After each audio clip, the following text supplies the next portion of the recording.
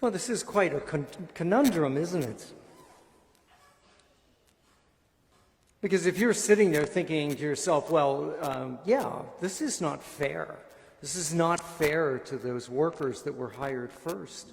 You got a good point. And you could back it up with a little bit of math. All you'd have to do is say, let me compute it out. Let me take the amount of money that was given to each of the workers, and I'll divide it by the number of hours they worked, and I'll get their wage. I'll get their hourly wage. And you do that math, you'll certainly find out that those that were hired last got a bigger hourly wage. They got a bigger rate of pay than the ones who were hired first. That's true. But of course, there is the other way of looking at it. You know, go back to the very beginning when all these men were hired. You know, the guy goes at dawn and he agrees with the first group for the usual daily wage, which I think is worth pointing out to you, that I don't know that he had to do that. Given the context of the story and all these laborers, if you know anything about economics, seems to be a supply and demand issue. There's a lot of supply of workers, not too much demand. So the owner could have gone into, you know, that courtyard wherever those guys were there and said, I need workers, and I'm willing to pay 80% of the usual daily wage. Take it or leave it. Could have done that, but he did not. He said with these guys, I will pay you the usual daily wage. And they agreed. So at that point, it seems that they thought the deal was fine. If you'd asked them, was that fair? I think they would have said yes. And then as you go through the rest of the story, everybody else he hires, he just tells them, I'll do what is just. I'll do what is fair. And they, either because they have dealt with this man before, or perhaps because they don't have any other options, they agree. They trust him. And then, you know, when you get to the end and he starts paying them off, it seems that nobody is upset until you get to that first group. You know, because he said he would pay them what is just, and he gave them a full day's pay.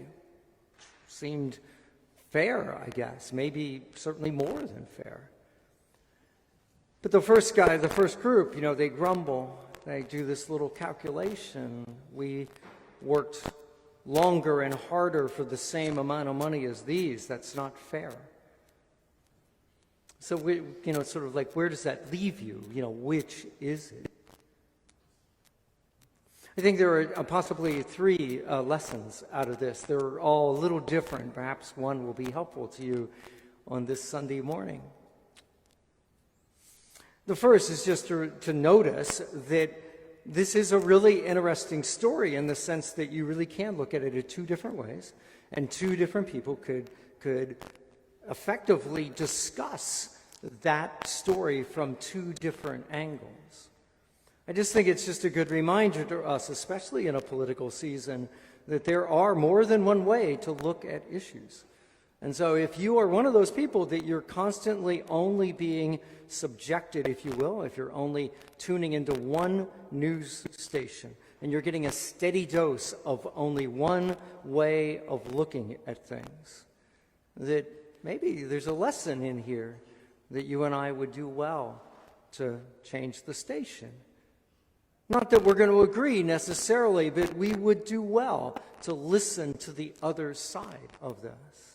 Just as if you and I were in this story, you know, we would do well to understand this story from those first laborers. I mean, I would happen to think that if I was choosing between the interpretations of this story, I would go with the landowner. I think he was fair. But I think it's important for me to understand that whether I think it's fair or not, those first laborers, they are hurt. They feel cheated. And so I will do well, I think, to understand their point of view, even if I don't agree with it.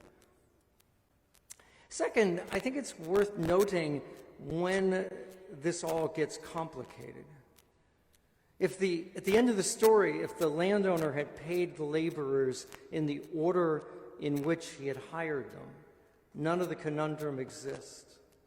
The The people who were hired first, if they got paid first, they would have come up, they would have expected the usual daily wage, it would have been given to them, and off they would have gone, and they would have been perfectly happy. Gone home and said, you know, hey, had a good day's work, got a full day's pay, it was a good day. And the way it actually got played out, they probably went home, you know, just, you know, grumbling, you know, go home to the wife, you won't believe we got so cheated today, and the same facts looked at entirely differently. And you have to ask yourself, well, what changes there?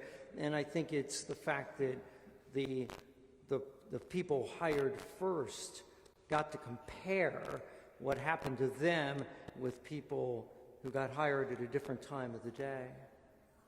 And there's a real danger in comparison. There's certainly some good things about comparing yourself to others or comparing one thing to the other. It's not that this is all bad, but I think you have to be careful. Some of you may know this from personal experience, or maybe you know someone who has done this. They had a car, perfectly good car. It ran, had features on it that they enjoyed, you know, those sorts of things, and it was all perfectly fine until a friend or a neighbor got a new car. And they saw this new thing with more features and shiny and no dents in it and that sort of thing. And suddenly their car was now, oh, this car. Oh, it's awful. It's just awful. And then what do? We go out and replace it. Maybe putting ourselves in debt unnecessarily because of it. But our opinion of the car changes just because we've compared it to something else. So many times in our lives, you know, we are perfectly content, and then we look at somebody else. It is one of the great downfalls, or I should say pitfalls, of social media. I mean, you know, the idea that people take, you know, are able to take lots and lots of pictures of something and then can go through and pick the best picture to put up on social media. You know, what that means is that what you see on social media is everybody's best life.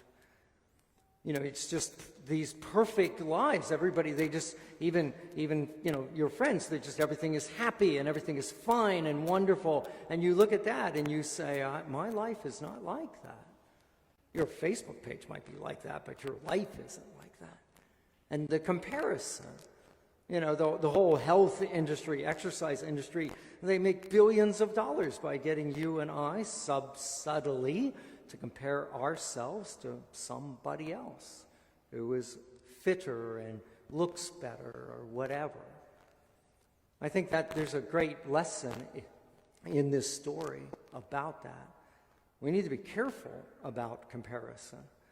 We need to be, you know, look more at just what do I have? What's my perspective? Because if my perspective is always out there, you know, we'll never be satisfied because there's always going to be somebody or something which is, in our estimation, better than us.